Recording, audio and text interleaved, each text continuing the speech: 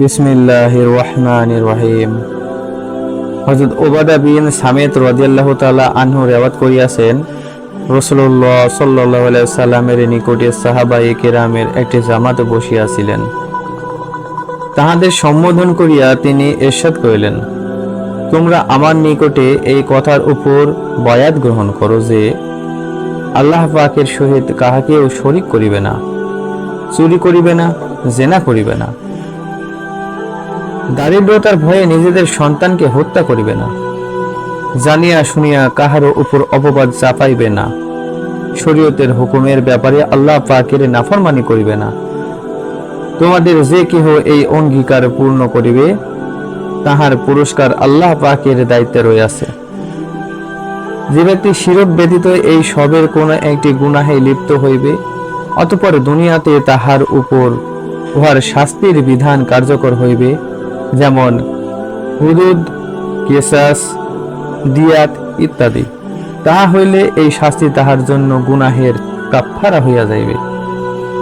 অন্যথায় যদি কোনো গুনাহ সংগঠিত হওয়া সত্ত্বেও আল্লাহ পাক তাহার উপর পর্দা ফেলিয়া রাখেন, দুনিয়াতে তাহার উপর কোনো সাজা কার্যকর না হয়, তাহার বিষয়টি আল্লাহ পাকের ইচ্ছার উপর স্থগিত থাকিবে।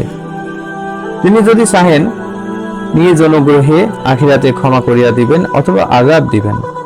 হযরত উবাদা রাদিয়াল্লাহু তাআলা আনহু বলেন, আমরা এই সকল কথার উপর রাসূলুল্লাহ সাল্লাল্লাহু আলাইহি সাল্লামের নিকট বায়াত গ্রহণ করিলাম। বুখারী শরীফের হাদিস, হাদিস নাম্বার 18।